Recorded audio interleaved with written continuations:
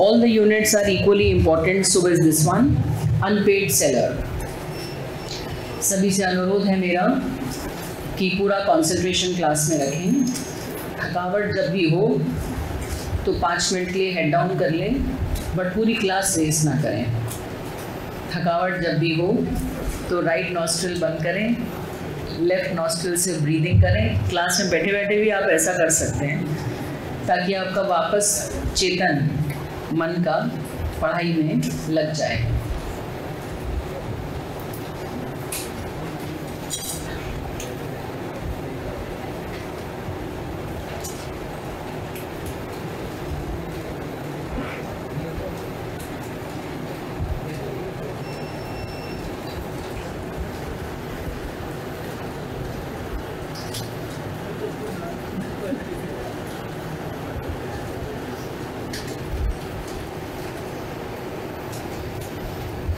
दोनों में बंद कर दें।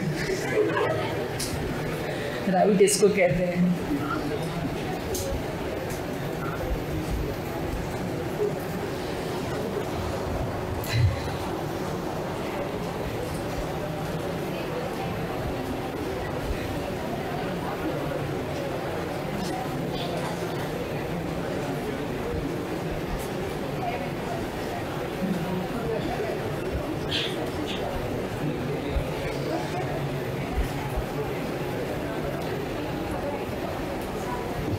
Very good afternoon to all of you. Unit number 4 of SOGA, ये एक तरह से थोड़ा सा अलग यूनिट है, और किसी का अगर, क्योंकि कुछ लोग राखी में हॉस्टल्स बंद हो जाते हैं 2-3 दिन के लिए, तो ट्रैवलिंग में होंगे तो उन्होंने मिस भी किया होगा कुछ पोर्शन, तो भी उनको ये बन जाएगा, ये अलग है।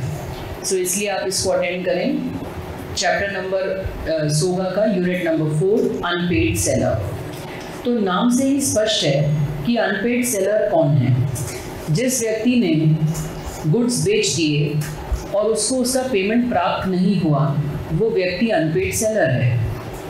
अनपेड का मतलब है कि आपने सामने वाले को कोई क्रेडिट पीरियड दिया और वो भी गुजर गया है और उसके बाद भी वो पेमेंट नहीं दे रहा है, तब आप अनपेड कहलाए। फॉर एग्जाम्पल, आप खड़े हो बच्चे, आपने मुझे ये कैलकुलेटर भेजा, आपने मुझे 1 हफ्ते का क्रेडिट पीरियड दिया। इसका क्या मतलब है कि आप खुद ही अलाउ कर रहे हो कि मैं 1 हफ्ते बाद पेमेंट दे पाऊँ। तीसरे ही दिन ये अपने आप को अनपेड सेलर कहने लगे, तो क्या ये सही बोल रहे हैं? नहीं, क्योंकि इन्होंने खुद ही अलाउ किया है मुझे कि 1 हफ्ते का आप क्रेडिट ले लीजिए। हाँ, मगर 1 हफ्ते बाद भी गुजर जाने के टाइम मैं पेमेंट नहीं करती, तो फॉर श्योर इनको लगता कि अब मुझे एक्शन में आना चाहिए and let me take some steps जिससे मेरे पैसे वसूल हों। तो ये यूनिट हमें ये मार्गदर्शन देता है कि जब आपके पैसे ना मिल रहे हों तो आप क्या स्टेप लो।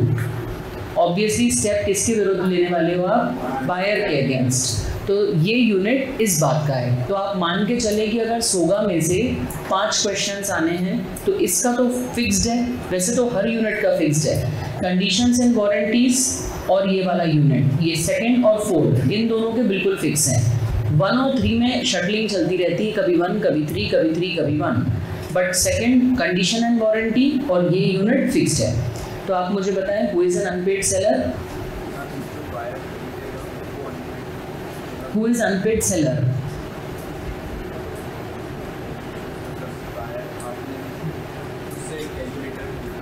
नहीं, आपने मुझे बेचा है।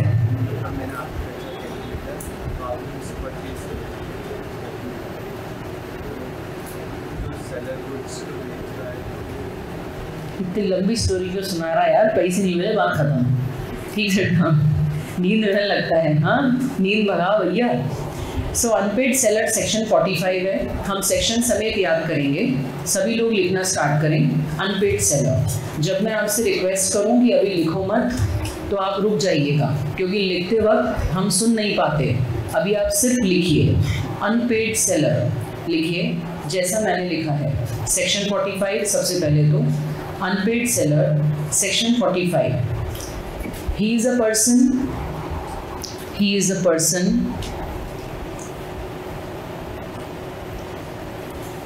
who has sold the goods. Unpaid seller is the person who has sold the goods. ये एक ऐसा व्यक्ति है जिसने गुड्स को बेच दिया है और उसको पैसे नहीं मिले हैं. He is a person who has sold the goods but has not received full payment. He is a person who has sold the goods but he has not received full payment. Full stop. अब मुझे यहाँ पे आपसे एक question पूछना है. एक व्यक्ति ने दूसरे व्यक्ति को 100 रुपये का सामान बेचा, 98 रुपीज़ वो दे चुका है और 2 रुपये शेष हैं, तब क्या कहलाएगा सेलर, अनपेड सेलर? हाँ, क्या लिखा है वहाँ पे? फुल पैसे जब तक नहीं मिले तब तक आप अनपेड सेलर हो. 1 रुपया हो या 1000 हो या 1 लाख हो या 10 लाख हो या 1 करोड़ हो, अमाउंट से कोई लिंकेज नहीं है. आपके कुछ भी पैसे शेष हों तो आप अनपेड सेलर हैं. ठीक है, आगे लिखो. और seller has been given a bill of exchange और नेगोशिएबल इंस्ट्रूमेंट. और पहली लाइन फिर से रिपीट करती हूँ. सेक्शन 45 कहता है unpaid seller is one who has sold the goods but has not received his full payment, comma या full stop. Also seller has been given a bill of exchange, comma या oblique negotiable instrument. Seller has been given a bill of exchange or negotiable instrument. बेटा India में जब हम उधार में कोई सामान खरीदते हैं और हमको अपने उधारी को स्थापित करना होता है तो हम एक कागज़ के टुकड़े का इस्तेमाल कर सकते हैं which is called negotiable instrument. वो बिल ऑफ एक्सचेंज हो सकता है, वो प्रॉमिसरी नोट भी हो सकता है. तो अगर किसी ने बिल ऑफ एक्सचेंज और प्रॉमिसरी नोट सेलर को दिया है बट वो बाउंस हो गया है या डिसऑनर हो गया है. What's the meaning of the word dishonour? Due date पर पेमेंट ना करना, दैट्स डिसऑनर. ठीक है, फिर से सुन लो एक बार. सेक्शन 45 में अनपेड सेलर वह व्यक्ति है जिसने गुड्स तो बेच दिए हैं बट जिसको फुल पेमेंट नहीं मिला है. सेकेंड बात, उसको चेक या फिर नेगोशिएबल इंस्ट्रूमेंट 3 होते हैं actually, promissory note, bill of exchange, cheque, कुछ भी मिला है बट वो डिसऑनर हो गया, तो कुल मिला के पैसे नहीं आए. Is that clear? बट एक छोटी सी लाइन लिख लो. This definition applies only when the credit period is over. This definition applies only when the credit period is over.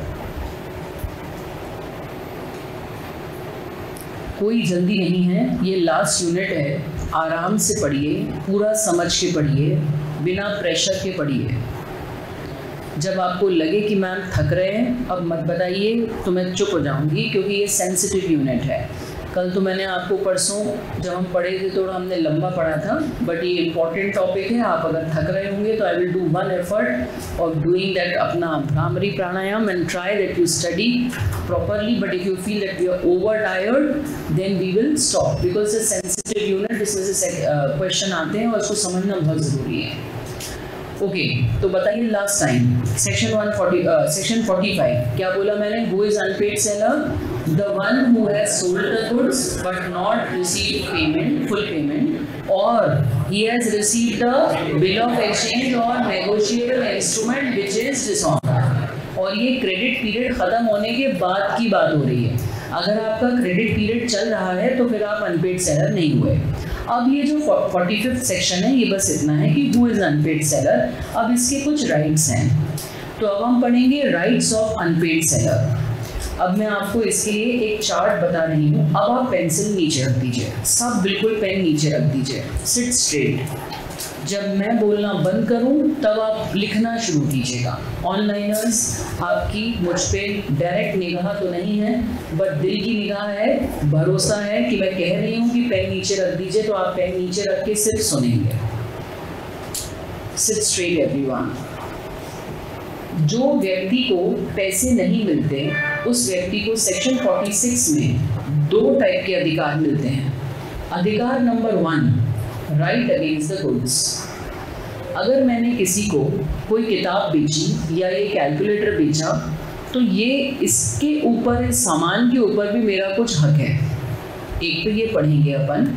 दूसरा, उस व्यक्ति के प्रति भी मेरा हक है जिसने मेरा पेमेंट नहीं दिया। तो काफ़ी लंबा विस्तार में लॉ ने इसके लिए सेक्शंस बनाए। देखिएगा सेक्शन 46 तो ब्रॉड बात बोल रहा है कि अनपेड सेलर के अधिकार क्या हैं। बताइए कितने कैटेगरीज के अधिकार हैं? पहली, second category, first category, second category. अभी सुनते रहिएगा। अगेंस्ट द गुड्स भी 3 टाइप के राइट हैं। Right of लियन section 47, right of stoppage in transit 50 से 52, और जब आपके हाथ में गुड्स आ जाएं तो राइट ऑफ रीसेल 54। सारे सेक्शन याद करने हैं इस यूनिट के, जितने जितने मैं आपको बताती जाऊंगी। अभी लिखना शुरू नहीं करना है। फिर से बताइए, अनपेड सेलर होता कौन है? जिसको उसके गुड्स का पेमेंट नहीं मिला, या फिर उसको चेक मिला और वो चेक या बिल ऑफ एक्सचेंज या नेगोशिएबल इंस्ट्रूमेंट बाउंस हो गया। मुद्दे की बात ये है कि उसके पास पैसे नहीं आए। नाउ बात यह है कि उसके जो अधिकार हैं उसकी 2 कैटेगरीज हैं। एक, गुड्स के प्रति उसके अधिकार हैं, उनमें 3 वैरायटीज हैं। तीनों अपने आप में direct exam question, case study based question, complicated question, mixed questions. तो उसमें सबसे पहला मैंने लिखा राइट ऑफ लियन सेक्शन 47, सेकंड मैंने लिखा right of stoppage in transit, और तीसरा मैंने कहा राइट ऑफ रीसेल। ये 3 प्रकार के अधिकार गुड्स के प्रति हैं। और उसके बाद फिर बायर के प्रति इतने तरह के अधिकार हैं कि हम बायर से कह सकते हैं हमें पैसे दो, उसके लिए केस कर सकते हैं। बायर से कह सकते हैं हमें हर्जाना दो, अगर तुम 1 साल तक हमारा केस चला, हमारे पैसे लाख रुपए अटके रहे, बैंक में रख दे तो ब्याज कम से कम 5-6 हज़ार रुपये तो मिलता, तो वो भी दो। तो ऐसे कई टाइप के राइट्स हैं। Right of price, right of damages, right to sue for interest और कैंसिलेशन ऑफ कॉन्ट्रैक्ट। तो ये एक भाग है राइट अगेंस्ट द बायर, और ये पहला भाग है जिसको हम एक क्लास में अगर ये तीनों कर पाएँ तो आपकी काबिलियत होगी। ठीक है, अब आप चार्ट बनाइए फटाफट। Section 46 while I go around to check your notes. सबसे पहले हम सेक्शन 47 पढ़ेंगे, राइट ऑफ लियन। ये जो लियन शब्द है, ये आप लोग मेरे साथ जब बेलमेंट पढ़ रहे थे तब अपन ने ये डिस्कस किया था। जब्त करना किसी का सामान, इसको लियन कह रहे हैं ना। एक बात समझने की कोशिश कीजिए कि जब सेलर का खुद ही का सामान है तो उसको लियन शब्द क्यों कहा जा रहा है? क्योंकि सेल ऑफ गुड्स एक्ट ये कहता है कि once the intention to sell is established, once the goods are ascertained and once the goods are in deliverable state, whether or not you get the price, the ownership is transferred. And once the ownership is transferred, एक बार ownership transfer हो गई तो मतलब आपके आंखों के सामने goods रखे जरूर हैं बट वो आपके नहीं हैं। इसलिए ये शब्द का प्रयोग किया है लियन, क्योंकि लियन किसी अन्य के सामान को ही तो आप जब्त करोगे, आपका खुद का सामान तो आपका खुद ही का है, उस पर थोड़ी लियन लगेगा। बट चूंकि सेल ऑफ गुड्स एक्ट का रूल ही ऐसा है कि आपके सामने गुड्स रखे हैं परंतु ओनरशिप अगर ट्रांसफर हो चुकी है तो इसलिए आपको उनको अब रखे रहने के लिए लियन अप्लाई करना पड़ता है। अभी लिखना बिल्कुल नहीं है। राइट ऑफ लियन हम पढ़ने जा रहे हैं। क्या होता है राइट ऑफ लियन? राइट ऑफ लियन का मतलब है कि हमने किसी को गुड्स बेचे, हमने उस व्यक्ति से बोला कि भाई पैसे भेज दो, वो व्यक्ति पैसे भेज नहीं रहा और हमारी आंखों के सामने हमारे गुड्स जो हैं वो ख़राब होते जा रहे हैं, या तो वो पेरिशेबल हैं या उनका मॉडल पुराना हो रहा है, जैसे मोबाइल्स, इलेक्ट्रॉनिक गैजेट्स। हमें लग रहा है पता नहीं कब आएगा, और उसके चक्कर में हमारा जब बेचने का नंबर भी आएगा तो औने पौने दाम मिलेंगे, कुल मिला के नुकसान में तो हम ही रहेंगे। तो इससे बेहतर है कि हम लियन लगा दें और ये मान लें कि अब तुम गुड्स लेने मत आना, हमने तो जब्त कर ली है, जब तक पैसे नहीं दोगे तब तक हम गुड्स तो नहीं छोड़ेंगे। तो इस प्रकार की बात को हम लियन कहते हैं। प्लीज़ लिखिएगा मत। लियन जो वर्ड होता है इसका मतलब है लॉफुल किसी की चीज़ रखना। तो आप लियन कब लगा सकते हो? लियन तभी लगा सकते हो ना जब गुड्स आपके कब्जे में हो। अगर आपके पास से गुड्स चले गए तो आप छीन के तो कभी भी वापस नहीं ला सकते थे, ये तो अपन पहले दिन से पढ़ रहे हैं, हाँ या ना? तो लियन उसी पे लग सकता है जो गुड्स आपके पोजेशन में हो। किसी भी कारणवश वो आपके पास रह गए, वो एक बात अलग है, पर रह गए और अभी आपके सामने है तो आप लियन लगा सकते हो। और लियन लगाने की टाइमिंग भी कही गई है, वो देखिए क्या क्या है। फर्स्ट पॉइंट सुनिए, एक्सरसाइज ऑफ लियन कब हो सकता है? हमने कैश सेल की थी, कोई उधार नहीं दिया था, बस किसी कारणवश उस व्यक्ति ने कहा था मैं गुड्स आके लेता हूँ और अभी तक लिए ही नहीं उसने आके। तो द फर्स्ट पॉइंट इज कि गुड्स हमने बेचे थे और हमने कोई क्रेडिट पीरियड नहीं दिया था। कोई क्रेडिट पीरियड ना देने का मतलब है आज अगर 6 अगस्त है तो हम कह रहे हैं आज ही पैसे चाहिए। बोलो हाँ या ना। आज 7 तारीख है ना, तो आज अगर 7 तारीख है और हमने उधार नहीं दिया है, क्रेडिट नहीं दिया है, तो भैया अभी जाके दो पैसे हमारे। बोलो हाँ या ना। और आप नहीं दे रहे, ये हो गया फर्स्ट। सेकंड, हाँ माना कि हमने उधार दिया था, बट सपोजिंग हमने उधार दिया था 10 दिन का और आज 11th डे है, तो फर्स्ट केस में क्या था कि हमने उधार दिया ही नहीं था। सेकंड केस में क्या था, उधार दिया था पर वो समय भी गुजर गया। और तीसरा, हमको खबर मिल गई कि सामने वाला इंसॉल्वेंट हो गया। अब अगर किसी वजह से सोचिए, मैंने आपको कॉर्नर प्लीज स्टैंड, मैंने आपको गुड्स बेचे, मैंने आपको 1 महीने का क्रेडिट पीरियड दिया। हेलो एवरीवन, कितने दिन का टाइम दिया? तो टेक्निकली 1 महीना जब तक ना गुजर जाए तब तक मैं तो अनपेड सेलर ही नहीं हूँ, हाँ या ना। तो अनपेड सेलर नहीं हूँ तो मैं गुड्स को जब्त कर ही नहीं सकती हूँ वैसे तो। मगर क्या हुआ कि 1 महीना का मैंने इसको टाइम दिया था, 10 दिन बाद ही मुझको खबर मिली न्यूज़पेपर से कि she has been declared insolvent. अब आप बताओ कि इंसॉल्वेंट व्यक्ति पे इंडिया में तो कोई केस ही नहीं होता है। तो अगर इनके जो ऑफिशियल असाइनी हैं वो आके मेरे पास से गुड्स भी, सपोजिंग मैंने ये कैलकुलेटर बेचा था तो ये भी उठा के ले गए, तो मेरे को तो ना पैसे मिलेंगे ना गुड्स। तो फिर लॉ मुझे अलाउ कर रहा है कि क्रेडिट पीरियड ख़त्म नहीं भी हुआ हो बट सामने वाला दिवालिया घोषित हो चुका हो और आपको पता है अब पैसे नहीं आएंगे तो भी आप गुड्स जब्त कर सकते हो। तो इसको आप दिल में उतारो, बैठो। कितने तरह के टाइमिंग अभी लिखना नहीं है। What are the situation in which you can apply lien. पहला क्या है, कैश सेल थी और वो पैसे दे नहीं रहा।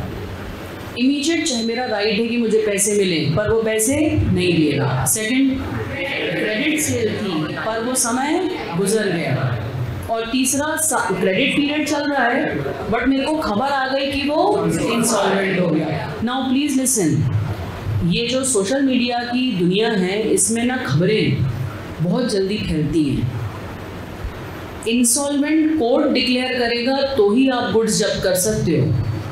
आपका कोई मित्र, परिचित, फ्रेंड सर्कल में आके आपसे कहे अरे पता है तुम्हें वो व्यक्ति ना डूबने वाला है, उसका बिजनेस, वो पैसे नहीं देगा। क्या इतनी सी बात के ऊपर कि किसी ने कह दिया वो शायद पैसे नहीं देगा, हम लेन अप्लाई कर सकते हैं क्या? लेन कब अप्लाई कर सकते हैं? जब लॉ उसको इंसॉल्वेंसी घोषित कर दे। तो इस यूनिट के क्वेश्चन इतने मज़ेदार आते हैं, इतने बारीक आते हैं कि इसका एक क्वेश्चन आया अभी दिसंबर अटेम्प्ट में, दिसंबर 2023 में, कि ए ने बी को 1 महीने के लिए उधार पे गुड्स बेचे। 15 दिन बाद ए का फ्रेंड कोई बोला कि भाई वो पैसे नहीं देगा, वो इंसॉल्वेंट हुआ नहीं है बट उसको ज़्यादा ज्ञान देते ना लोग, तो ज्ञान दे रहा है उसका दोस्त आकर कि वो पैसे नहीं देगा, वो इंसॉल्वेंट होने वाला है। क्या इस बात पर से सेलर लेन लगा पाएगा? अगर बायर सामने आके खड़ा है कि मेरे को गुड दीजिए तो उसको देने पड़ेंगे। हाँ, मगर कोर्ट डिक्लेयर कर देता है इंसॉल्वेंट, क्या तब वो रोक सकता है कि मैं गुड्स नहीं दूंगा? हाँ, इंसॉल्वेंसी कोर्ट डिक्लेयर कर दे तो आप गुड्स को रोक सकते हो, क्योंकि आपको ये यहाँ पे क्लियर है कि वैसी आदमी इंसॉल्वेंट हो गया तो केस तो मैं कर नहीं पाऊंगा, पैसे नहीं दे पा रहा होगा दुनिया के तभी तो इंसॉल्वेंट हुआ, तो मेरे क्या खाक देगा और मेरे हाथ से मेरे गुड्स भी चले जाएं तो मैं तो कहीं का ना रहा। बोलो हाँ या ना। इसलिए लॉ ने यह अधिकार दिया। आपको इसको शुद्ध हिंदी में पूरे मनः स्थिति को होशो हवास में रखते हुए सुनना पड़ेगा, अदरवाइज नहीं बनेगा। बताइए लेन क्या होता है? इसको जब्ती क्यों बोल रहे हैं जबकि सामान आपका ही है? क्योंकि एक्चुअली आपका सामान सेल ऑफ गुड्स एक्ट के रूल के चलते सामान की ओनरशिप जा चुकी है। तो उन्होंने कहा कि आप एक्सरसाइज ऑफ लेन कब कर सकते हो? कौन सा सेक्शन पढ़ रहे हैं हम? 47। 45 था अनपेड सेलर, 46 है वो पूरी चार्ट और 47 है एक एक उसका हिस्सा। एकदम सीक्वेंशियली पढ़िएगा। तो हमने क्या पढ़ा कि हम अब आप लिखना चालू कर सकते हैं। हम लोग कब कर सकते हैं लेन एक्सरसाइज? नंबर 1, कैश सेल थी, हमने कोई क्रेडिट पीरियड नहीं दिया था भाई, हमारे पैसे लेने का इमीडिएट हक है और तुम नहीं दे रहे हो। दूसरा, हमने क्रेडिट पीरियड दिया था, वो समय बीत गया, तुम पैसे नहीं दे रहे हो। और तीसरा, लॉ ने तुम्हें इंसॉल्वेंट घोषित कर दिया। तीनों स्थिति में आदमी लेन अप्लाई कर सकता है। लेन शब्द का मतलब है मैं गुड्स नहीं दूंगा लॉफुली। शेप तुम्हारी राइटिंग के शब्दों का ठीक नहीं हो सकता इतनी जल्दी, बट उसकी जो प्रेजेंटेशन है वो इम्प्रूव हो सकती है। फैला फैला के लिखो।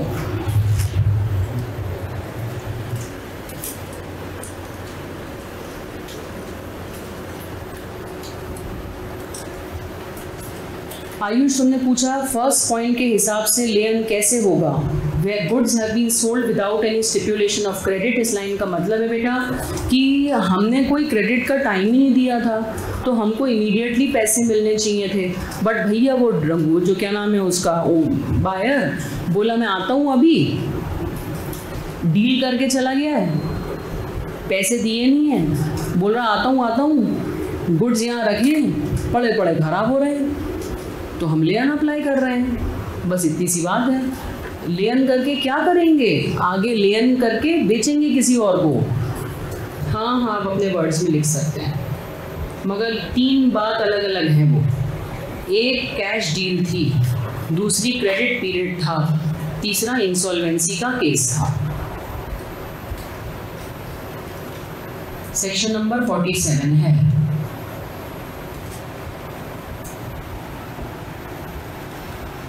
नीचे मैंने एक लाइन लिखी है अपनी राइटिंग में, अभी आप इसको मत लिखिए, वो अगला वाला पढ़ के फिर लौट के इसको आके समझना पड़ेगा। 3 पॉइंट जो मैंने लिखे हैं आप वो लिखिए। यस बच्चे, I would like you to repeat. Can you repeat बेटा? बच्चों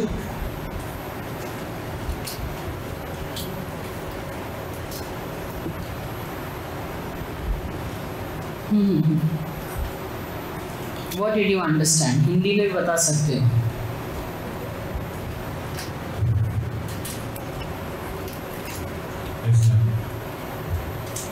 What is the case of unpaid seller and लेन का राइट को एक्सप्लेन करो।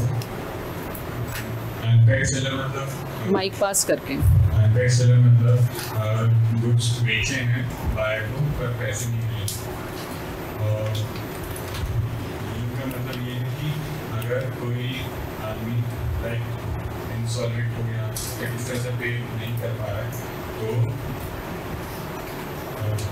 पे नहीं कर पा रहा है तो आप उसके गुड्स में उसको जब्त कर सकते हैं। गुड्स अभी है किसके पास?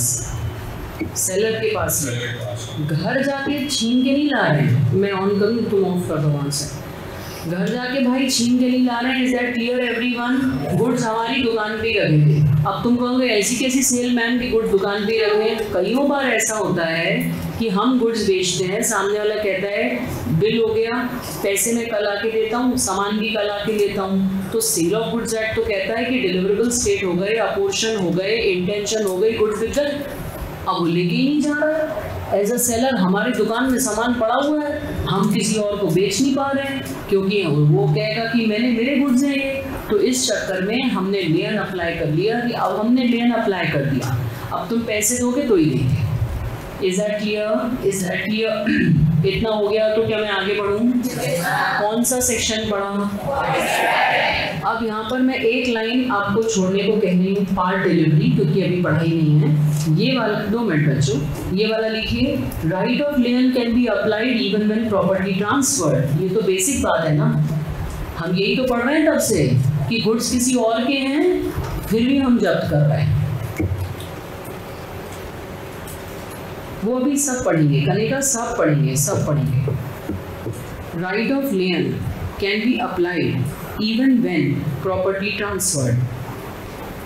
प्रॉपर्टी ट्रांसफर होने के बाद भी लेन। चलिए बताइए कौन सा सेक्शन का, अच्छा यूनिट कौन सा पढ़ रहे हैं बताइए। अनपेड सेलर का सेक्शन क्या है? अनपेड सेलर किसको कहते हैं?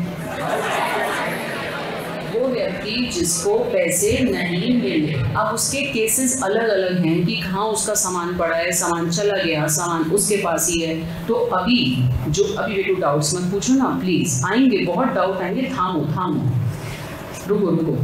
तो सेक्शन 46 एक ब्रॉड आउटलाइन देता है कि अनपेड सेलर के 2 कैटेगरी के अधिकार हैं, एक अगेंस्ट द गुड्स और एक अगेंस्ट द बायर। तो अगेंस्ट द गुड्स में पहली कैटेगरी है कि गुड्स अभी सेलर की दुकान पे ही रखे हैं।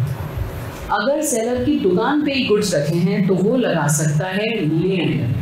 लेन का मतलब है कि मेरी दुकान में मेरे सामने सामान रखा है, सामने वाले को मैंने बिल बना दिया था, सामने वाले को मैंने आके कहा था ले जाना पैसे, पर वो ना आ रहा है ना पैसे दे रहा है, गुड्स मेरी आंखों के सामने खराब हो रहे हैं। तो अब मैं इस पर लेन अप्लाई कर लूँगी कि मैंने इन गुड्स को अपना मान लिया। उसके बाद क्या करूँगी ये बाद में आप पढ़ेंगे राइट ऑफ रीसेल में। अभी तो गुड्स अपने पास तो लो, क्योंकि वो किसी और के गुड्स हैं टेक्निकली। तो ये हो गया फर्स्ट। बताइएगा राइट ऑफ लेन की असेंशियल कंडीशन क्या है कि गुड्स आपकी दुकान पे होना चाहिए, क्योंकि अगर उसके घर में है क्या आप घर से छीन के ला सकते हो? नहीं।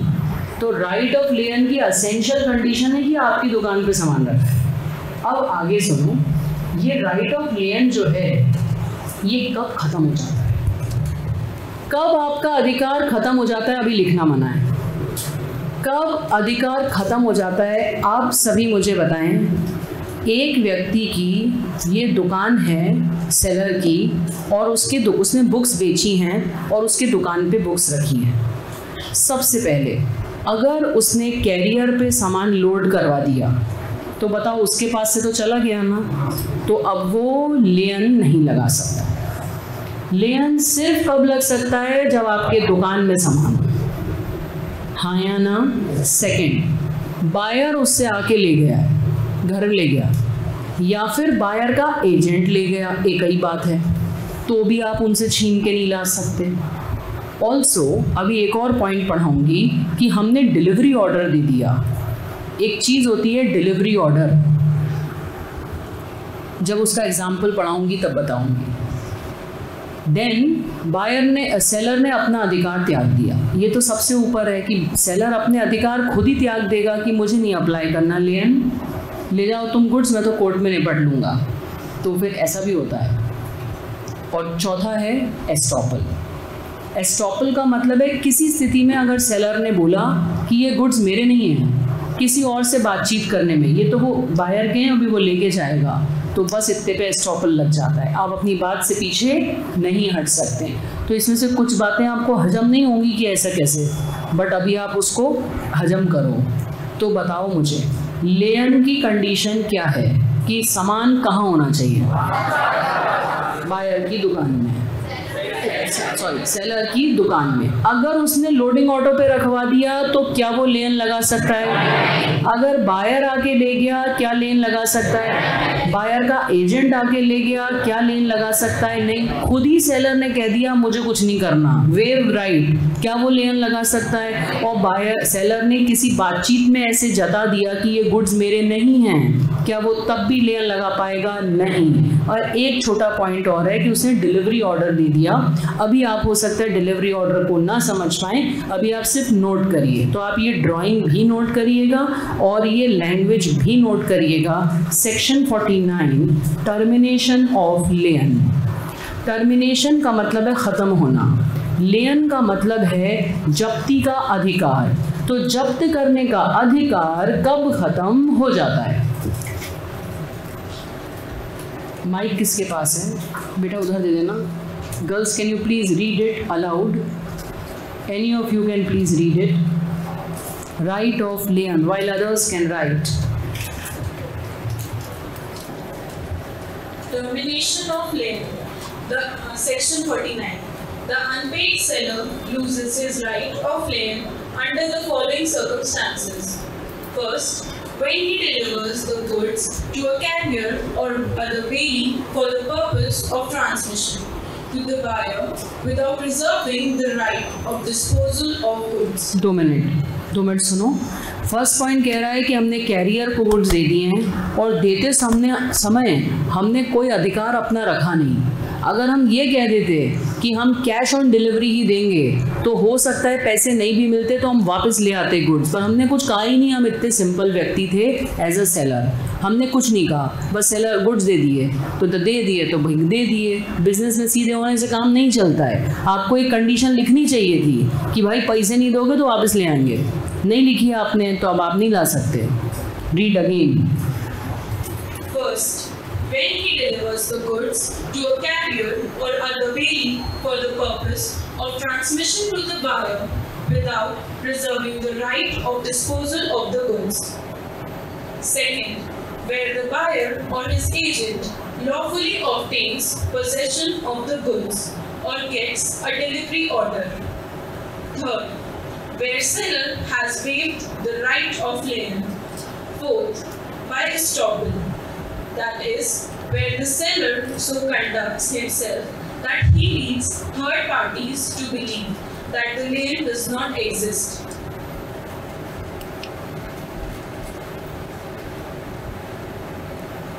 राइटिंग स्पीड तेज करिए।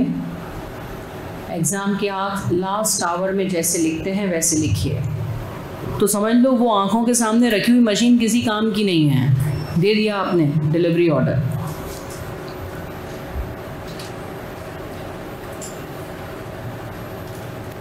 उसके बाद अपना अधिकार खुद ही त्याग दिया और उसके बाद किसी के सामने ऐसा जता दिया कि ये मेरे गुड्स नहीं हैं, बाहर के हैं, तो अब आप रख नहीं सकते, एस्टॉपल लग गया।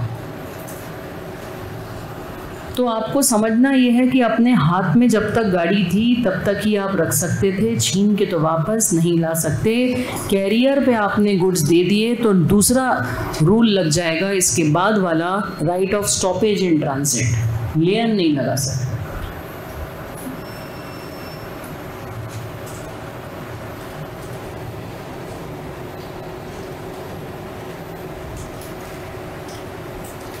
फोर्थ पॉइंट में लिखा है by estoppel where the seller so conducts himself, seller अपनी व्यवहार से he leads any third party to believe that the lien does not exist, वो ऐसा शो करता है कि मेरे गुड्स नहीं है, ये तो बायर के हैं, तो अब वो लेन लगा भी नहीं पाएगा। पुनः इस टॉपिक को एक बार ध्यान से सुनो। सबसे पहले तो हम करना क्या चाह रहे हैं, हम ये देख रहे हैं कि किसी व्यक्ति ने गुड्स बेचे, उसको पैसे नहीं मिले, अब गुड्स किस स्टेज पर हैं वहाँ से हम पकड़ रहे हैं कि उसके अधिकार किस प्रकार के हैं।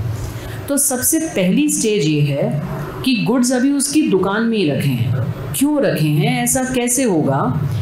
उसका एग्जाम्पल है कि ए ने एक फ्रिज बेचा बी को, बी ने कहा मैं कल आके उठाता हूँ फ्रिज, मैं लोडिंग ऑटो खुद लाऊंगा, पैसे भी मैं उसी वक्त दे दूंगा, बस फ्रिज कौन सा लेना है मुझे ये अपन तय कर लेते हैं। तो फ्रिज डिसाइड हो गया, फ्रिज साइड में रख दिया गया, बिल बना दिया गया, तो ओनरशिप ट्रांसफर हो गई। अब वो अगले दिन सुबह आया ही नहीं, तो ना वो लेने आया ना वो पैसे देने आया। तो ऐसी स्थिति में हमारी आंखों के सामने हमारा जो फ्रिज है वो पड़े पड़े ख़राब हो रहा है, इन दिस सेंस कि मॉडल पुराना हो रहा है ना, फिर नया कंपनी ने लॉन्च कर दिया तो ये तो बिकेगा ही नहीं, फिर हम क्या करेंगे? इसलिए अगर हमारी दुकान में सामान है तो हम लेन लगाते हैं। ये हो गया पहला केस। Is that clear? अब लेन का जो अधिकार है 47, ये कहता है कि आप 3 केसेस में लगा सकते हो। एक, आपने कैश सेल की थी और आदमी पैसे नहीं दे रहा है। सेकेंड, आपने उधार का टाइम दिया था, 10 दिन टाइम बीत गया, वो पैसे नहीं दे रहा है। और चौथा, आपने उसको क्रेडिट पीरियड तो दिया था, तो आप वेट तो कर लेते 1 महीने पर, पता चला 15 दिन बाद वो इंसॉल्वेंट हो गया, तो अब कोई मतलब नहीं है वेट करने का। इन स्थितियों में आप लेन अप्लाई कर सकते हो। ये अधिकार कब खत्म हो जाता है? नंबर 1, आपने गुड्स उठा के दे दिए कैरियर को, तो जब आपके हाथ से चले ही गए तो आप कैसे उनको जब्त करोगे? दूसरा, बायर खुद आके ले ही गया, उसका एजेंट ले गया, या आपने डिलीवरी ऑर्डर दे दिया। डिलीवरी ऑर्डर पे रुको, जब उसका एग्जाम्पल आएगा मैं समझाऊंगी। तीसरा, आप महान हस्ती हो, आपने कहा मुझे किसी से कोई मतलब नहीं है, मुझे कोई हक नहीं चाहिए, खुद ही हक त्याग दिया। और 5, चौथा एस्टॉपल। एस्टॉपल मतलब आपने कुछ जता दिया ऐसा कि ये गुड्स मेरे नहीं हैं किसी भी बातचीत में, तो अब आप अप्लाई नहीं कर सकते लेन। इस एक्सप्लेनेशन के बाद, लिखने के बाद और टिपिकल भाषा और सिंपल भाषा में भी अब आपको समझ में आना चाहिए। मेरा अगला एग्जाम्पल आप सुनिएगा। Let me see whether you will be able to answer this. Please pay attention. इस एग्जाम्पल में देखिएगा, ध्यान से सुनिएगा। मिस्टर ए ने मिस्टर बी को गुड्स बेचे। किसने गुड्स बेचे? ए ने बी को गुड्स बेचे और 3 महीने का उधार दिया। 3 महीने के उधार में कितने गुड्स बेचे थे उसने? 100। कहा था कि 100 बैग सीमेंट मैं तुम्हें दूंगा। इसने कहा था मैं आके लेता हूँ। सब चीज़ तय हो गई थी और सीमेंट अभी इन्हीं के जहाँ पे रखी थी। अब क्या हुआ कि इनके एक दोस्त ने कहा 15 दिन में कि हो सकता है ये इंसॉल्वेंट हो जाए। तो इस डर में कि अगर ये इंसॉल्वेंट हो गया तो ये 100 बोरियां भी मेरे पास से चली गई तो ना पैसे मिलेंगे ना बोरियां, क्या ए गुड्स को जब्त कर सकता है? नहीं कर सकता। अभी हमने पढ़ा था आप अपनी duty to deliver the goods से पीछे नहीं हट सकते। मगर वो सेकंड लाइन लिखी है मैंने, एक्चुअली इंसॉल्वेंट हो गया। किसी ने बहकाया नहीं है आपको, वो एक्चुअली इंसॉल्वेंट हो गया। क्या तब आप लेन अप्लाई कर सकते हो? जबकि अभी 1 महीना पूरा बचा है, क्रेडिट पीरियड खत्म नहीं हुआ है। बट अब जब वो हो ही गया इंसॉल्वेंट तो बहुत ही क्लियर बात है कि अब वो पैसे थोड़ी देगा आपको, हाँ या ना? तो अगर उसका ऑफिशियल असाइनी, आप सबको पता है ऑफिशियल असाइनी कौन होता है? तो ऑफिशियल असाइनी जो है बी का, ए से आके कहता है कि ये गुड्स तो बी के हैं, ओनरशिप ट्रांसफ़र हो चुकी थी, आप हमें गुड्स दे दीजिए। क्या हम कह सकते हैं नहीं हम तो नहीं देंगे? क्या हम लेन अप्लाई कर सकते हैं? बोलो हाँ या ना। तो कर सकते हैं। तो ये डायरेक्ट एग्जाम का क्वेश्चन है। तो अगर आपको पॉइंट क्लियर है तो आपको क्यों नहीं बनेगा? बिल्कुल बनेगा। लिखिए एग्जाम्पल जल्दी से, फटाफट अपने शब्दों में एग्जाम्पल को लिखिए।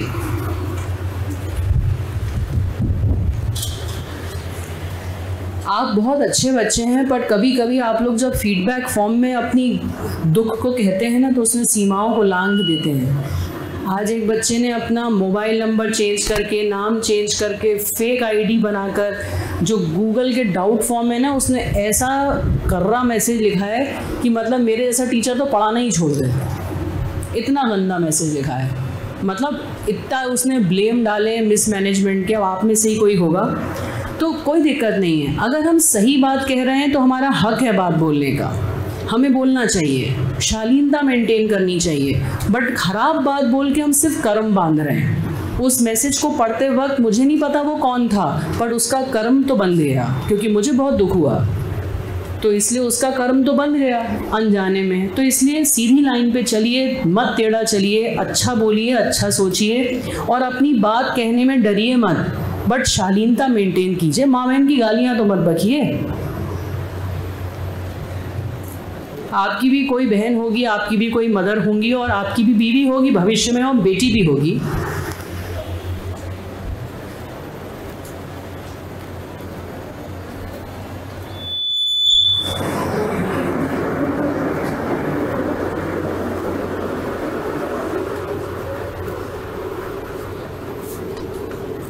तो जो भी बच्चा है अगर वो मुझे सुन रहा है तो मैं उसको यही सलाह दूंगी कि अपने मन को शांत करो।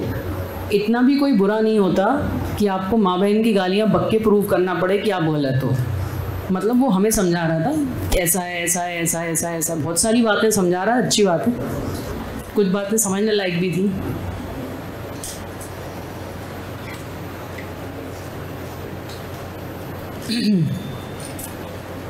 तुम लोग सीए इंटर में पढ़ोगे आईटी एक्ट, तो ये जो फेक आईडी बनाने का सिस्टम है ना, ये चलता नहीं है।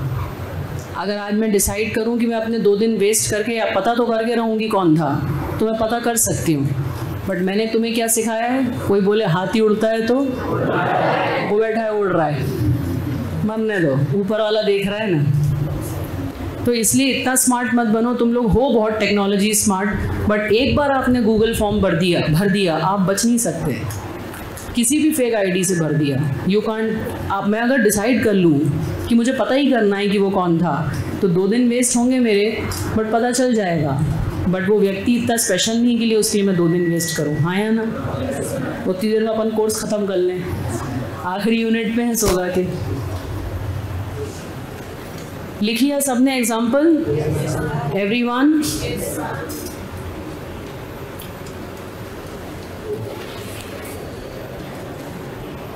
चलो एक और एग्जाम्पल करते हैं इसी का, एक और एग्जाम्पल करते हैं इसी का, ये वाला करते हैं पहले। लेट मी एक्सप्लेन, ये मॉड्यूल का क्वेश्चन है, लिसन। इससे आपको डिलीवरी ऑर्डर शब्द का मीनिंग समझ आएगा। अभी आप लिखना मत, सिर्फ सुनना। इस एग्जाम्पल में लिखा है कि एक सेलर था जे, उसने क्या किया, मिस्टर के को, ये बहुत बड़ी मशीन थी, अभी पिक्चर में छोटी लग रही है, ये मशीन बेची। ध्यान से सुनिएगा। तो जो मिस्टर जे हैं, इन्होंने मिस्टर के को ये मशीन बेची। ये मशीन अभी सेलर की शॉप पे ही रखी है, बट जब मशीन इतनी बल्कि या बड़ा सामान होता है ना, जो बायर ऐसे किताब की तरह उठा के नहीं ले जा सकता दुकान से, तो जनरली वो लोडिंग ऑटो या कैरियर या किसी को भेजता है लेने के लिए। तो वो जो दूसरा आदमी लेने आएगा वो क्या सबूत पेश करेगा कि ये मैं लेने आया हूँ ये वाली मशीन?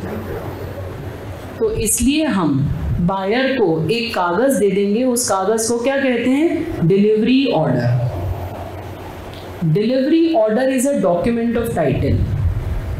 It says that ये मशीन उस व्यक्ति की है जिस व्यक्ति के हाथ में डिलीवरी ऑर्डर है।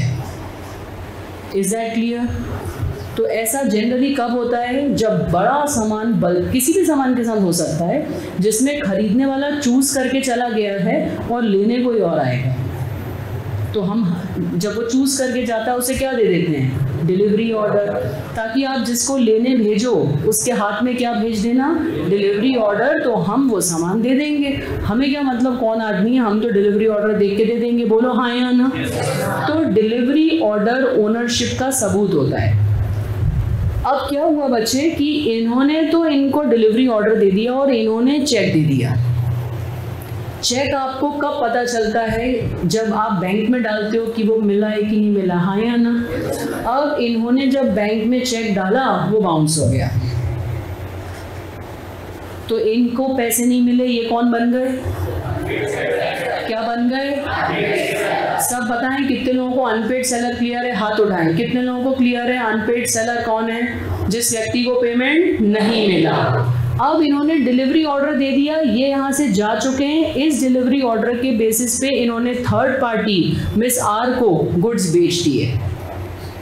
अब ये जो लेडी थी, जब इनकी और के और आर की बातचीत चल रही थी, वो लेडी ने क्या देखा? हाथ में क्या है? Delivery order. तो उसने माना कि ये जेन्युइन ओनर हैं और डिलीवरी ऑर्डर इसने ले लिया। अब ये डिलीवरी ऑर्डर लेने आई इनके पास, डिलीवरी ऑर्डर लेके आई, क्या लेने?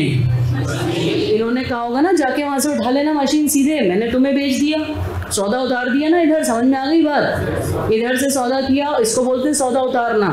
इधर से किया और उधर ट्रांसफर कर दिया, बीच में प्रॉफिट कमा लिया। मशीन वहीं की वहीं रखी रही, कंस्ट्रक्टेड डिलीवरी, हाँ या ना? अब जब वो मशीन लेने आई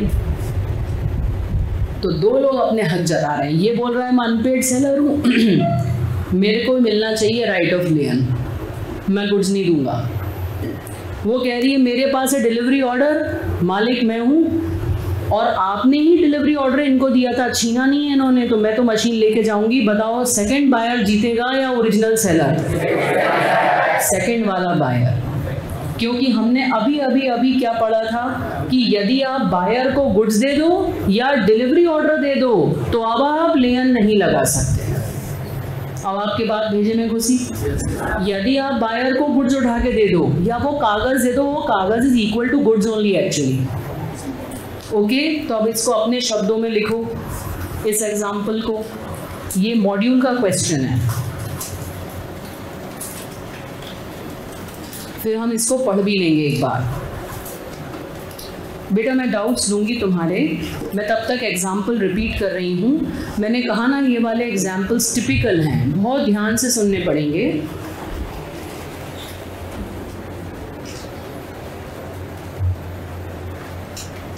आई विल रिपीट, जो लोगों को समझ में आ गया वो लिखते चलें, जिनको नहीं आया है वो सुन ले एक बार और। हमारे केस में mister J is a seller. इन्होंने एक बड़ी भारी मशीन बेची मिस्टर के को। मिस्टर जे की दुकान में रखी है या गोडाउन में रखी है ये भारी भरकम मशीन। अब जब इन दोनों की ऑफिस में डील हो रही है तो बायर ने चेक दे दिया और इन्होंने डिलीवरी ऑर्डर दे दिया। डिलीवरी ऑर्डर का मतलब था आप अपने ड्राइवर को भेज देना, या आप अपने लोडिंग ऑटो को भेज देना, या आप किसी और को बेचना चाहो तो वो वाले आदमी को बेच देना। हमारे पास तो जो कागज़ लेके आएगा हम उसे मशीन दे देंगे। ये इसका मतलब था, क्योंकि delivery order is document of title, स्वामित्व का स्वरूप है वो, ओनरशिप का प्रूफ है वो, गुड्स का पर्यायवाची है वो। अब क्या हुआ, ये डिलीवरी ऑर्डर लेके चले गए और उधर उनका चेक बाउंस हो गया। मिस्टर जे को बहुत टेंशन हुई कि मैं डिलीवरी ऑर्डर दे चुका हूँ, चेक बाउंस हो गया है, पैसे मेरे को मिले नहीं हैं। वो सोच ही रहे थे कि उतनी देर में वो के ने मिस आर को गुड्स भेज दिए, क्या दिखाकर, डिलीवरी ऑर्डर। और वो डिलीवरी ऑर्डर लेके कहाँ गुड्स लेने आ गई, जे के पास। तो जे को गुड्स देने पड़ेंगे। हाँ, डिलीवरी ऑर्डर एक तरह की समझ लो ओनरशिप का प्रूफ है, बिल है, जिसके हाथ में बिल है उसी का भाई दिल है। हाँ, वो तो कोर्ट केस करेगा, पैसों के लिए तो करेगा, पर गुड्स तो हाथ से गए।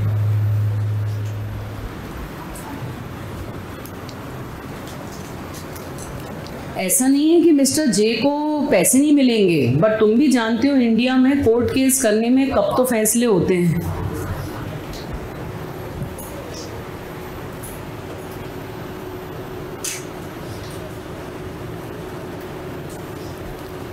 Please read. यस बेटा, एक मिनट। हाँ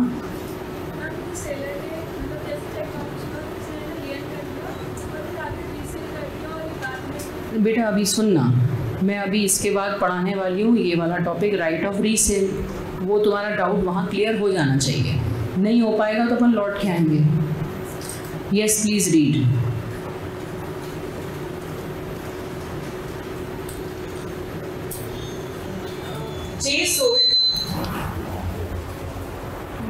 Jay sold a machine to K. K gave a check for the payment. The check was dishonored, but Jay handed over a delivery order to K. K sold the goods to R on the basis of the delivery order. Jay wanted to exercise his right of claim on the goods. Can he do so under the provision of Sale of Goods Act 1930? तो ये module का question है। तो ये इस तरह, I hope आप question और ड्राइंग को कनेक्ट कर पा रहे हैं। Yes everyone. तो आपको एग्जाम में ऐसा क्वेश्चन आएगा तो क्लिक कर जाएगा, बट हाँ अगर अपन ये करके बिना और पहुंच गए एग्जाम में तो बहुत दिक्कत होती, लिटरली फाकते उड़ जाते हैं बच्चों के, समझ ही नहीं आता, सोगा के क्वेश्चन सर के ऊपर जाते हैं। बट अगर अपन ने जैसे जैसे क्लास में नोट्स बनाए, आपने अगर एक एक चीज़ शांति से पढ़ी है तो आपको बनेगा। फर्स्ट रीडिंग के बाद आपके पास ऐप में लेक्चर्स हैं, आप डबल स्पीड में उसको रिपीट कर सकते हैं अगर आपको ऐसा महसूस होता है कि मेरे को और ज़्यादा एक बार सुनना है। पूरा पढ़ने के बाद जब आप रिवर्स में एक बार पढ़ेंगे ना तो आपको लगेगा इतना भी टफ नहीं था जितना हम उसको मान रहे हैं। हम जिस तरह से सोगा पढ़ रहे हैं इतना डिटेल में कहीं कोई नहीं पढ़ पाता है, तो आप इसको ध्यान से और प्यार से पढ़िए, सब बनेगा आपसे। ये वाला रोकते हैं आंसर, अगला लिखते हैं right of stoppage in transit. Chart पर लौट के आइएगा, देखिएगा हमने क्या बोला आपसे, अगर दुकान में सामान रखा है तो कौन सा अधिकार है। चलो आगे बढ़ते हैं। Second right, right of stoppage in transit. Right of stoppage in transit. तो बच्चों वेरी ऑब्वियसली जो हम पढ़ रहे थे कि सपोजिंग हम हैं भोपाल में और हमने दिल्ली के किसी व्यक्ति को सामान बेचा। अब हमने भोपाल से ट्रक में, ट्रेन में, प्लेन में, किसी भी माध्यम से सामान जा रहा है, इस रास्ते को हम कह रहे हैं ट्रांजिट। ओके, बताओ क्या हम लेन लगा सकते हैं? नहीं लगा सकते, क्योंकि हमने तो रवाना कर दिए गुड्स कैरियर को, बोलो हाँ या ना। अब हमें बीच में पता चला कि जब ये आदमी भोपाल से चला था दिल्ली जाने, जब वो ग्वालियर के पास था, हमको पता चला कि वो इंसॉल्वेंट हो गया। कौन इंसॉल्वेंट हो गया? तो हमने तुरंत इस ट्रक के ड्राइवर को मैसेज किया कि भाई रुको, गाड़ी मोड़ो, भोपाल वापस आ जाओ।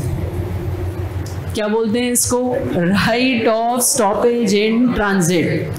आप खुद भी जा सकते हो, आप अपने ग्वालियर में किसी परिचित एजेंट बना के उसको बोल सकते हो जाके गाड़ी रुकवा लो, आप किसी भी तरीके से उसको रोक सकते हो। तो जब भी आप, मगर रोक कब सकोगे? जब ये रास्ते में है, बाय चांस ये घर पहुंच गया बायर के और बायर ने गुड्स ले लिए, क्या आप स्टॉपेज इन ट्रांजिट लगा पाओगे? आप कुछ ही नहीं कर पाओगे फिर, क्योंकि गुड्स तो पहुंच गए। तो it is very important to understand कि ये ट्रांजिट कब तक चलती है। तो पहली बात तो बताइए, जब गुड्स आपकी दुकान में है भोपाल में, आप क्या लगा रहे हो? लेन। जब गुड्स यहाँ पे रवाना हो गए तब आप क्या लगाओगे? और गुड्स यहाँ पहुँच गए तो क्या लगाओगे? कुछ नहीं, सिर्फ प्राइस के लिए आप कोर्ट केस कर पाओगे। You can not take back the goods, आप छीन तो इन एनी केस नहीं सकते। तो please right of stoppage in transit. Right of stoppage in transit, heading लिखिएगा, section number 50, right of stoppage in transit. Right of stoppage in transit, section number 50, right of stoppage in transit. तो बताइए मेरे बच्चे, लेन और stoppage in transit एक साथ लग सकते हैं क्या? या तो ये होगा या तो ये होगा। ऐसे अधिकारों को कहते हैं म्यूचुअली एक्सक्लूसिव। म्यूचुअली एक्सक्लूसिव माने एक होगा तो दूसरा एक्सक्लूड हो जाएगा, या तो ये होगा या तो वो होगा, दोनों एक साथ अधिकार नहीं होंगे।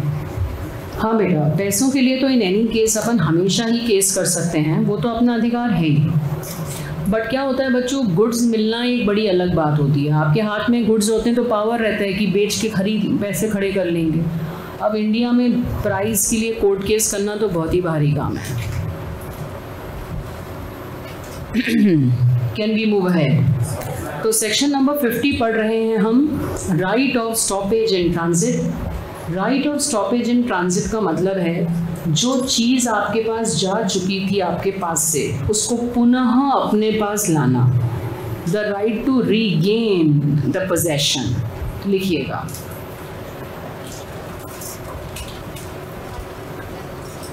बेटू मैं पक्का तुम्हारे सारे डाउट्स लूँगी, पर मुझको पता है ना कि आगे के कुछ पॉइंट्स से तुम्हारे डाउट्स काफ़ी क्लियर हो जाएंगे।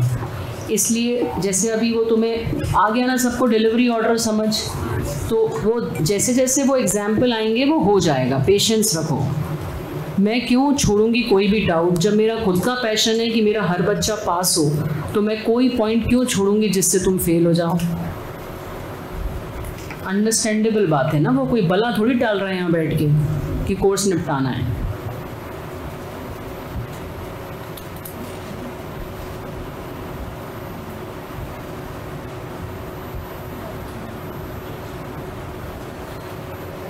Can you read please?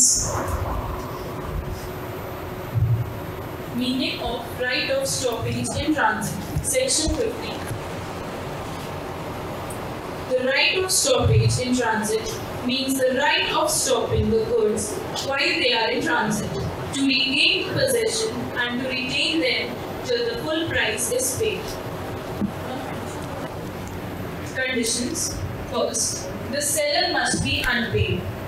Second, he must have parted with the possession of goods. Third, the goods are in transit. Fourth, the buyer has become insolvent. ठीक, I will repeat in Hindi. The right of stoppage in transit means the right of stopping the goods while they are रास्ते में. क्यों? To regain the possession, मतलब वापस लेना अपने पास. And to retain, संभाल के रखना जब तक पैसे ना मिल जाए. इसकी 4 शर्तें हैं. शर्त नंबर 1, सेलर अनपेड होना चाहिए. सेलर का अनपेड होना बहुत ज़रूरी है. अगर उसको पैसे पूरे मिल गए फिर थोड़ी रोक सकता है गुड्स को, तो ही मस्ट बी अनपेड. दूसरा, उसने दुकान से रवाना कर दिए हों गुड्स, तो he must have parted with the possession of the goods. तीसरा, गुड्स अभी रास्ते में है और रास्ता ख़त्म नहीं हुआ है. Transit is not yet ended, क्योंकि ट्रांजिट एंड हो गई तो किसके हाथ में गुड्स चल जाएंगे और वहाँ से आप छीन के, तो गुड्स रास्ते में है और बायर इंसॉल्वेंट हो चुका है. धीरे धीरे सिंक इन हो जाएगा. आज 7 अगस्त है, 16 सितंबर में अभी 1 महीना शेष है, 10 दिन एक्स्ट्रा भी हैं. इसलिए घबराइए नहीं, आप बहुत बेहतर स्थिति में हैं और इससे ज़्यादा स्लो पॉसिबल भी नहीं है. हमारे पास जनवरी वाले भी उतनी स्पीड में ही पढ़ रहे हैं, उतना ही पढ़ना पड़ता है सबको. इससे स्लो पढ़ेंगे तो आप अपने आप को कमज़ोर बना रहे हैं, आप रिसीव ही नहीं कर पा रहे हैं. इसका मतलब इतना तो आपको बनना ही चाहिए.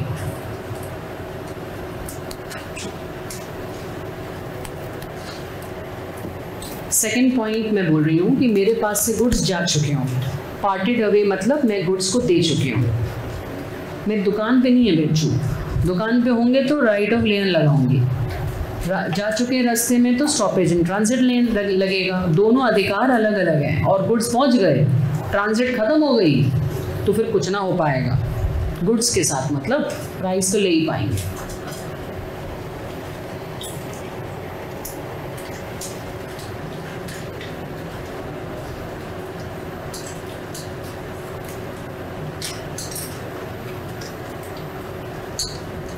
शांत हो जाओ सब.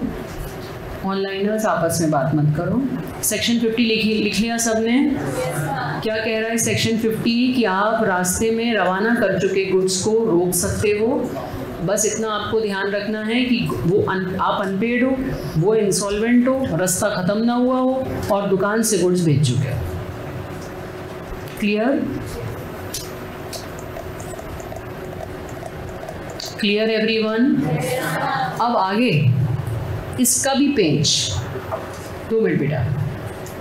रास्ता कब खत्म होगा? रास्ता कब खत्म होगा, ये बड़ा महत्वपूर्ण प्रश्न है. क्यों? क्योंकि रास्ता खत्म हो गया तो गुड्स किसके पास पहुंच गए, और उसके पास पहुंच गए तो आपका अधिकार. अब आप कोर्ट केस करो, चक्कर लगाओ पैसों के लिए, गुड्स तो आपको नहीं मिलेंगे. तो अभी आप सुनो, लिखो मत, लिखने की हालत में नहीं होंगे. सबसे पहले कॉमन सेंस से वैसे समझ जाओ, बायर ने गुड्स ले लिए. अगर रास्ता चल रहा था, मैंने भोपाल से दिल्ली गुड्स भेजे थे, ग्वालियर में बायर ने अपने एजेंट को बीच में भेज के ट्रक से गुड्स उतरवा लिया.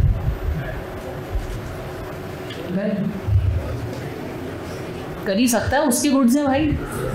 हाँ या ना? फिर से सुनिएगा. अभी एक बालक ने कहा था मैम इतनी बातें एक साथ मत बोला कीजिए, घबरा जाते हैं. मैं आपको लिखने का मौका दूंगी. मैंने भोपाल से दिल्ली गुड्स भेजे, रास्ते में ग्वालियर आता है, वहाँ पे ड्राइवर जो है पेट्रोल पंप के पास जो ढाबा होता है वहाँ पे बैठ के खाना खा रहा था कि उतनी देर में बायर आया, बोला ये मेरे गुड्स हैं, ये देखो डिलीवरी ऑर्डर, भैया भाई गुड्स दे दो. देने पड़ेंगे उसको. हाँ या ना? तो बताओ, उसका घर तो दिल्ली में है बट वो आके ग्वालियर में ही गुड्स ले लिए तो ट्रांजिट खत्म हो गई. हाँ या ना? हाँ या ना? Second, bailee acknowledges the goods. Bailee कौन होता है? तो बायर ने बीच रास्ते में बोला कि दिल्ली मत लाओ, मैं भी नहीं आ रहा हूं ग्वालियर में, वहां पर जाके इस पते पे गुड्स दे दो. तो उसने ट्रांजिट को ही कट शॉर्ट कर दिया. और जिसके घर गुड्स भिजवाए उसके पास पहुंच गए, वो कह रहा है हाँ मिल गए, तुझे तो मिल गए और हम बिछड़ गए। किससे? गुड्स से। तो बताइए पहले कौन आ गया? बायर। बीच रास्ते में आ गया। क्या ट्रक वाला मना कर सकता है? क्योंकि ओनरशिप तो ट्रांसफर हो ही चुकी थी ना भैया, हाँ या ना? फिर बीच में कौन चला गया? बेली। भैया अब ये जो पूछ रहा है बेली कौन, तो भाई तुम लेट एडमिशन होंगे, अभी पता चलेगा तुम्हें बेली कौन। बेली वो होता है जिसके पास किसी अन्य व्यक्ति के गुड्स होते हैं किसी कारणवश। तो उसने बीच में किसी को गुड्स दिलवा दिए और वो व्यक्ति ने कह दिया सेलर को मुझे गुड्स मिल गए साहब। अबे तुझे तो मिल गए और हम अपने आप से बिछड़ गए। तीसरा, कैरियर जो है बायर के घर के सामने दिल्ली में पहुंच गया है और गुड्स नहीं दे रहा है, उतार नहीं रहा है ट्रक पे से, तो भी माना जाएगा कि ट्रांजिट तो एंड हो गया। अगर कैरियर को आपने फ़ोन कर दिया कि भले ही सामने घर है तुम उतारना मत ट्रक पे से सामान, तो भी माना जाएगा कि ट्रांजिट एंड हो गई। चौथा, इंडिया के बाहर आप गुड्स भेज रहे हैं और जो शिप है वो बायर की है, तो शिप में रखते से ही ट्रांजिट खत्म हो गई। फिर इंडिया में है और उसने जो डिलीवरी वैन होती है या ऑटो होता है या टाटा 407 ट्रक होता है वो बायर का है, तो रखते ही ट्रांजिट खत्म हो गई। अब इसमें एक मजेदार पॉइंट है, अगर हम जैसे BHEL जैसी बड़ी एंटिटीज है, ये लोग ना भारत हैवी इलेक्ट्रिकल्स लिमिटेड, ये जो अपनी बिल्डिंग है ना इसके आधे 2 फ्लोर तक की भारी इतनी बड़ी बड़ी मशीनें बनाता है BHEL, तो वो मशीनें टुकड़े टुकड़े में जाके कहीं असेंबल होती हैं। तो 4 ट्रक रवाना हुए। कितने? 4। एक में इंजन था, एक में व्हील थे, एक में कोई चेसिस था या कुछ भी था। ऐसे 4 ट्रक रवाना हुए, इंजन वाला ट्रक पहुंच गया और बाकी रास्ते में थे, तो माना जाएगा बाकी भी पहुंच गए, जबकि वो रास्ते में है। फिर से सुनिए, BHEL से किसी ने एक भारी मशीन खरीदी। क्या नाम है BHEL का? Bharat heavy electricals limited. इतनी बड़ी मशीन थी कि बड़े, तुमने कभी जाते आते देखा हो ना, तो जो लंबे 16 टायर वाला ट्रक होता है, उधर से निकलता है 16 टायर 20 टायर, इतना लंबा, वहाँ सामान जाता है, फिर जहाँ पहुँचता है वहाँ असेंबल होता है। तो भाई 4 ट्रक रवाना हुए, एक पहुँच गया तो बाकी 3 रास्ते में हैं और सामने वाला इंसॉल्वेंट हो गया। तो क्या वो जो बचे हुए 3 रास्ते में हैं उनको रोक के वापस बुला सकते हैं? क्योंकि पार्ट एक गुड्स के अगर अलग अलग पार्ट्स हैं तो क्या माना जा रहा है कि बाकी भी पहुंच गए। क्लियर है? मैंने क्या लिखा है ध्यान से सुनिए। If part delivery of a good is made, transit ends for others also in transit. मतलब जो बाकी रास्ते में हैं उनके लिए भी डीम्ड है कि ट्रांजिट एंड हो गई। आप आधा सूधा सामान जब्त करके भी क्या करो। Right of stoppage in transit. Listen, जब हम रास्ते में गुड्स रवाना कर देते हैं तो रास्ता जब तक ख़त्म ना हो तब तक सेलर को हक है कि यदि उसे खबर लग गई कि बायर इंसॉल्वेंट हो चुका है तो वो गुड्स को वापस बुलवा सकता है। अब इसकी 4 शर्तें हैं। शांत हो जाओ बच्चे। सेलर का पेमेंट ना हुआ हो, वो गुड्स को रवाना कर चुका हो, बायर इंसॉल्वेंट हो चुका हो, कोर्ट के थ्रू हमें ये खबर मिल चुकी है और अभी रास्ता ख़त्म नहीं हुआ है, रास्ते में गुड्स है, तो हम उसे रुकवा के नोटिस कैसे भी दिया जा सकता है। आप फ़ोन भी कर सकते हो, मैसेज भी कर सकते हो, किसी को भेज भी सकते हो कि ट्रक को रोक के सूचना दे दो कि वापस आए। ये सब आप कर सकते हो, मगर ये सब तभी कर सकते हो जब रास्ता चल रहा हो। कब माना जाएगा कि रास्ता ख़त्म हो गया? कंसंट्रेशन से एक एक बार में ही सुनिएगा, मैं पूरे पॉइंट्स रिपीट कर रही हूँ। अगर रास्ता जहाँ तक था वहाँ बायर का घर आ ही गया और उसने गुड्स ले लिए, बात ख़त्म। आपका ये सेकंड वाला राइट अब ख़त्म। सेकंड, बायर ने गुड्स कहीं और पहुँचवा दिए क्योंकि बायर के थे वो, तो उसने ट्रक वाले को सीधे फ़ोन किया कि मेरे यहाँ आने की बजाय वहाँ चले जाओ, और ट्रक वाले ने वहाँ जाके गुड्स दे दिए, तो वो एक ही बात हुई। हम उस सेकंड व्यक्ति को बेली कह रहे हैं कि उसने कह दिया हाँ मुझे गुड्स मिल गए, तो भी सेलर का हक ख़त्म। तीसरा, सेलर ने जिस ट्रक वाले को अपॉइंट किया है वो बायर के दरवाजे तक पहुंच गया है, बट दादागिरी से वो गुड्स दे नहीं रहा है। तो क्योंकि उसके ट्रक में रखे हैं, मात्र इस वजह से ट्रांजिट चल रही है ऐसा नहीं माना जाएगा। इसको बस ऐसे ही एक्सप्लेन किया जा सकता है कि कैरियर रॉन्गफुली रिफ्यूज़ कर रहा है गुड्स देने को, जबकि बायर सामने खड़ा है, बोल रहा है ट्रक में से उतार दो मेरे गुड्स, तो वो नहीं दे रहा है, दादागिरी कर रहा है। तो ट्रांजिट तो एंड हो गई। फिर कोई जो शिप है या कोई ट्रक है या छोटी गाड़ी है, वो भेजी ही बायर ने, तो वो तो बायर का एजेंट हो गया, तो ट्रांजिट तो शुरू सामान लदते से ही ख़त्म हो गई। और यदि एक गुड्स के पार्ट हैं, प्लीज़ रुकिए, कई लोगों ने यहाँ डाउट पूछा है कि मैम ये बोरियाँ होती तो क्या होता। सीमेंट की 1000 बोरी थी, 250, 250, 250, 250 के 4 ट्रक होते तो उसका रूल अलग है। उसका रूल ये है कि एक ट्रक पहुंचा है और 3 ट्रक रास्ते में है, तो वो गुड्स अपने आप में कंप्लीट है ना, तो आप उन पे लेन लगा सकते हो। बट ये एक गुड के पार्ट हैं, इसलिए पेशेंस रखो, वो अभी आएगा। ये एक गुड के पार्ट हैं और एक हिस्सा पहुंच गया है, तो जो हिस्सा नहीं भी पहुंचा है वो रास्ते में है, उसे भी आप नहीं रोक सकते। आप ये मान लो आपके भी किसी काम की नहीं, ऐसा मान लो अभी। अब ये वाली केस स्टडी जो आप पूछ रहे हैं, ध्यान से सुनिएगा। नहीं, ये वाला ध्यान, लॉट्स, वो केस अलग है। डिलीवरी ऑफ लॉट, लॉट का मतलब है अलग अलग बंडल्स में हम गुड्स भेज रहे हैं। ध्यान से सुनिएगा, ये आपका प्रश्न था। राम ने 200 बेल्स ऑफ क्लॉथ शाम को बेचे और 100 बेल लॉरी से रवाना किए और 100 रेलवे से रवाना किए।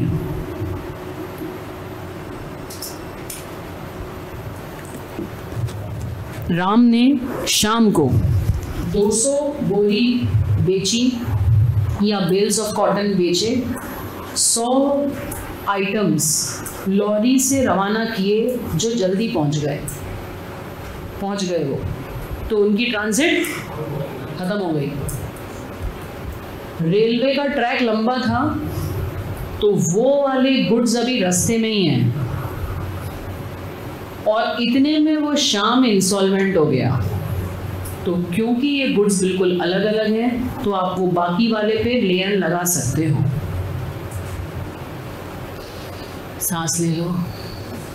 इसमें और पिछले में क्या अंतर है?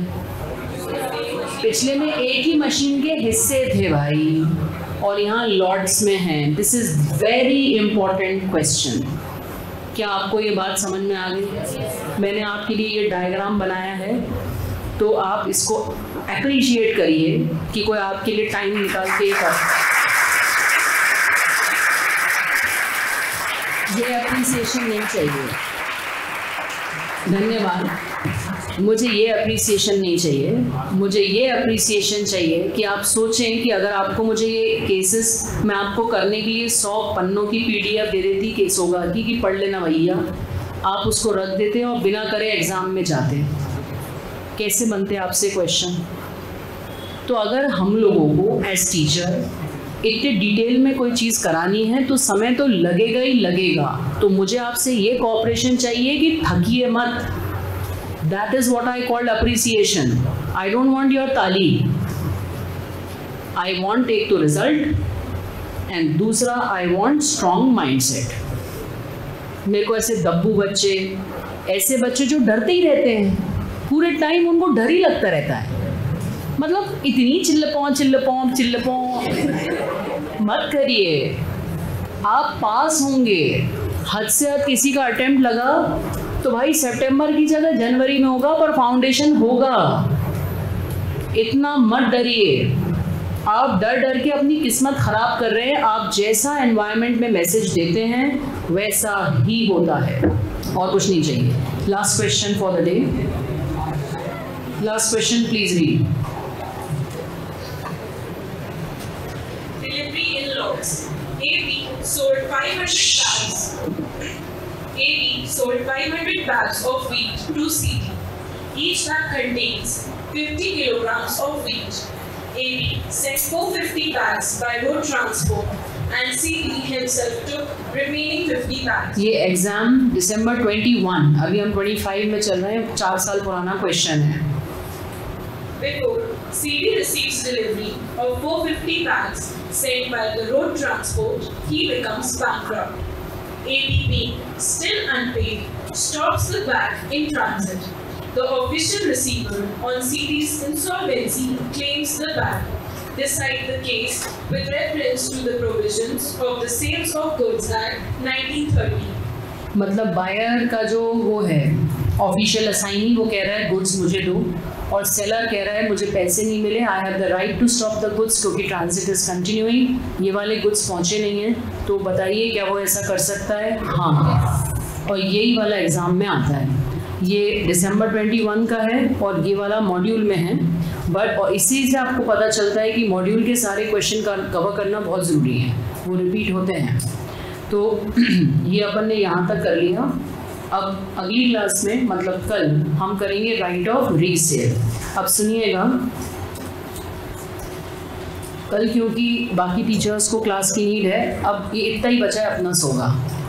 कहाँ पर खड़े हैं हम? यहाँ, right of resale. This is slide number, अरे कहाँ गई, 185 स्लाइड्स बनाई मैंने आपकी सोगा की। 185 स्लाइड्स में से ये, क्योंकि इस बार मैंने सारी नई बनाई है, मैं पिछले 5 साल से कोई स्लाइड से पढ़ा रही थी, तो 195 स्लाइड्स हैं, मतलब 10 स्लाइड और बची हैं। तो सोगा बिल्कुल किनारे पे है। ये 10 स्लाइड्स में भी बहुत ज़्यादा लिखवाने को नहीं है, सब ब्रॉड पॉइंट्स हैं। So we will hopefully close SOGA in the next class. इसी तरह के इन्फॉर्मेटिव वीडियोस देखने के लिए हमारे चैनल को सब्सक्राइब करें और लेटेस्ट वीडियोस को सबसे पहले देखने के लिए बेल आइकॉन को हिट करें। साथ ही लाइक और शेयर करना ना भूलें।